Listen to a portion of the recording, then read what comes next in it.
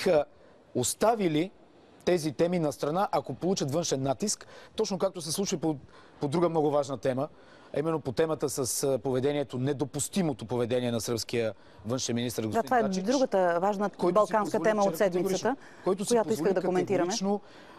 Пряка заплаха към българското признато национално малцинство в Западните български покрайнини. Точният му цитат е, че на България било лесно, тъй като нямала малцинства и можело лесно да няма малцинства в Конституцията на Сърбия. Това не може да се случи, искаме да му кажем ние.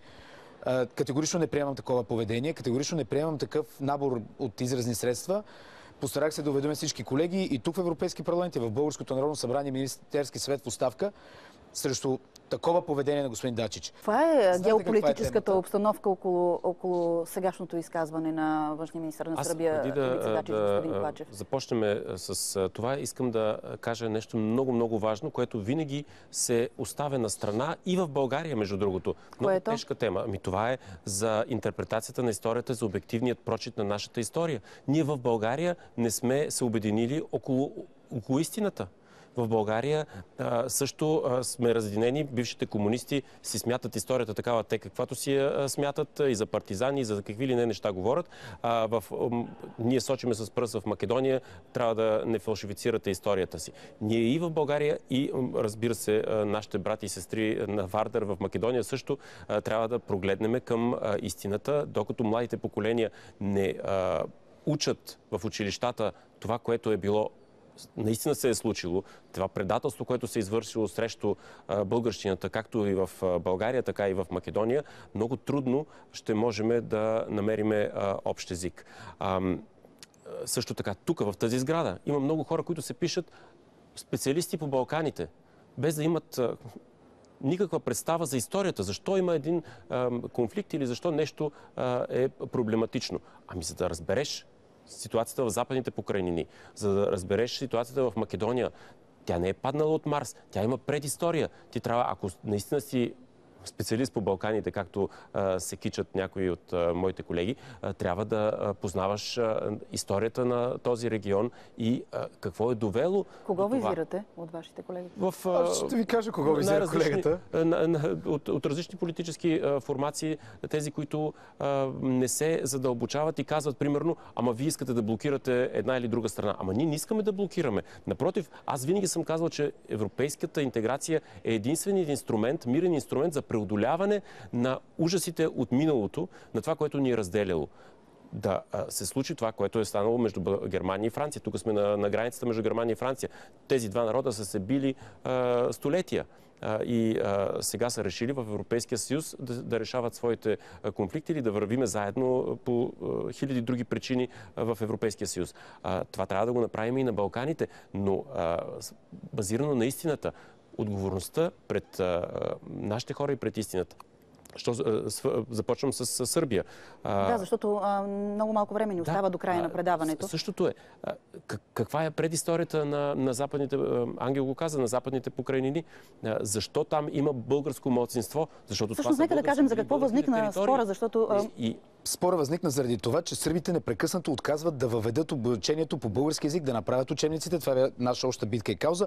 Лъжат, мутаят се, правят по 3 учебника, които да ни покажат, но не ги прилагат на практика и отказват законното право на българите в западните български покрайнини да получават образование на български език. Не уроци по български език, не часове по български език, а образование на български език. Това означава физика, химия, литература, математика, всичко само да вметна. Миналата седмица сръбската посланичка дойде при мене с две чанти с учебници, наистина 19 бройки учебници, които са преведени от сръбски на български език. За съжаление, тиражът е 30 бройки. Проблемът е паралелките. Имаме много малко паралелки на български. Тиражът 30 бройки за колко ученици в училищата? И един брой при мене, така че са останали 29. Ако са раздали като пратят и на нас, и като пратят и на нашите министри да ги излъжат и тях, и готово останаха 10 бройки. И формирането на паралелки, както в Цариброд, не Димитровград, така и в Босилеград. Защото при липса на учебници родителите изпращат децата си в сръбски паралелки. Намаляват се българските паралелки и това е голям проблем. проблем, който не се решава само с тези 30%. Това е категорична денационализаторска политика. Идеята на сръбските власти, които до една са шовинистични, без значение дали са леви, десни или какви, те си следват линията на великосръбския шовинизъм. Идеята е да избутат българските деца от ученето на български език и от образование по български език. Също е политиката им към румънските общности, също е политиката към хърватските общности. Всъщност, те се опитват да правят такива сделки. Всъщност другото обвинение от тази седмица от страна на Белград е, че всъщност Хърватия блокира преговорите на Сърбия, отваряне на глава 26. Да, свързано е с образованието. Точно така. Естествено, че ще има въпроси по тази тема, защото сръбското правителство продължава да лъже и продължава да води тази политика, денационализаторска. Те си мислят, че когато правят сепаративни сделки, например с унгарците заради Войводина, ще ни го противопоставят на нас. И те си мислят, че играйки между Москва и Съединените щати, както винаги са го правили, ще ни диктуват на нас наше поведение. Само че между Европейския съюз и Москва има сериозна разлика. И Съединените щати са на друг континент. И когато говорим за присъединяване на Сърбия към Европейския съюз, Сърбия трябва да спазва европейските практики, а не да си мисли, че разбирайки се с едни и с други, ще успее наново да се измъкне, както винаги го е правила последните 100 години. И тук да кажем колко е изключително некоректно, ако други сили, било то от Москва или от Вашингтон, се намесват за тях. Това, което чух преди малко за моя бивш колега Андрей Пленкович, мисля председателят на Хърватска, да му се обажда Байден от Съединените щати, да го пита защо има проблем с Сърбия или защо блокира Сърбия. Ами това не е работа на Съединените щати, нито на Москва. Чийто външен министър беше в Белград наскоро. Европейския съюз и на страните членки и на добросъседските отношения на Балканите, които трябва да изчистят всяка точка. Ние не блокираме Сърбия. А защо Джо Байден ще се обажда на хърватския премиер, според вас? Основната ни теза е очакваме информация. За политическо надмощие в Белград, защото се опитват едните и другите да придърпат Белград на своя страна. Сърбия от 1879 година винаги е била проруски ориентирана и американската външна политика се опитва по някакъв начин да отдръпне. Сърбите, понеже си мислят, че са най-хитрите на Балканите, и затова така завърши Югославия с насилие, кръв и чудовищни трагедии и нещастия, сърбите се опитват да лавират между двете сили. Те си мислят, че играят наднационална, надконтинентална политика и смятат Европейския съюз и нас за малки незначителни и мислят, че ще могат да се договарят цените с другите. И да натискат българското, хърватската, румънската и всяка друга. Нещо, да продължа само това, което казах. Много се надявам Българското народно събрание да приеме на второ четене законът за изменението за обявяването на комунистическия режим за престъпен, защото това е много важен въпрос. Ако ние не промениме или се върнем на истината, няма как да продължим напред. В Босилеград основните улици са Маршал Тито и Георги Димитров. Георги Димитров. В Македония, където бяхме с господин Джамбаски по населените места, видяхме на колко места са Маршал Тито и 11 октомври, това, което е изключително антибългарски, защото те смятат освобождението от така наречените български фашисти. Без промяна няма как. И това не е маловажен въпрос или някой, който го смятат за нещо.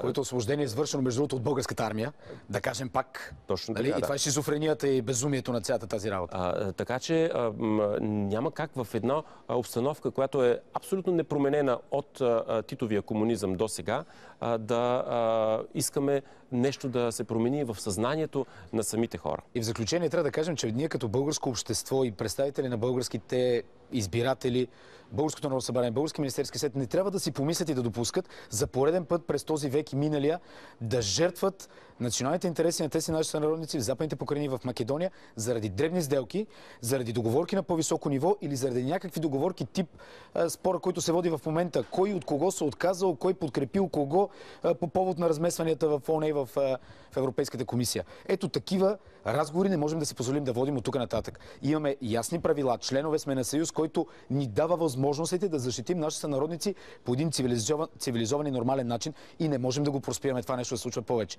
Тук инструментите трябва да го направим. Последно, за да изчистим въпроса с българските учебници за училищата в Царибродска и Босилеградска община.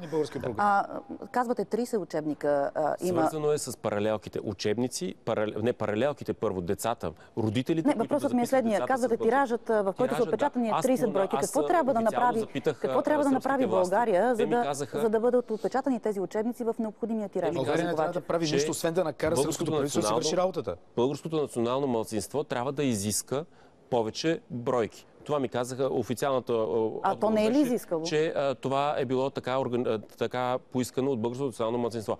Аз не мога да си представя, че само 30 са децата, които са там. Това е абсолютно нередно и невярно. Много въпросителни и за това с право ние искаме, българската страна иска допълнително разяснение от страна на Сърбия какво точно се случва. Затова това не е блокиране, това е искане на допълнителна информация какво се случва. И затова съм съгласен с господин Джамбазки. Господин Дачич не може да сочи с пръст България, че искала да блокира еврочленството на Сърбия, без да е дал разяснение какво точно се случва и да са искрени в това, което че ще премахне статута на българско национално малцинство. Това не може да се случи.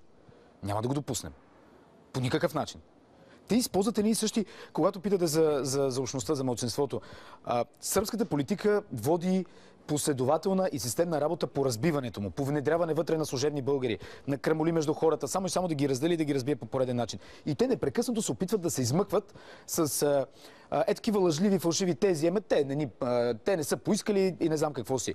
Българското правителство, което е то, трябва спокойно и нормално да каже. Или ще видим прилагане на сръбското законодателство, което вие сте си гласували, или няма да станете член на Европейския съюз, защото не сте европейска държава. Не е лошо. Между другото, сръбското законодателство по отношение не е лошо, но не се спазва. Не е лошо. Точно така. Те са го направили, за да го покажат на европейците, но не го спазват. Добре, България трябва да настоява да се спазва сръбския закон, какъвто е написан по отношение на българското малцинство. Много ви благодаря, Андрей Ковачев и Ангел Джамбазки в студиото в Европарламента в Страсбург в предаването Брюксел 1. Така се разделяме до следващата събота точно в 17:30 часа. Довиждане до следващия път.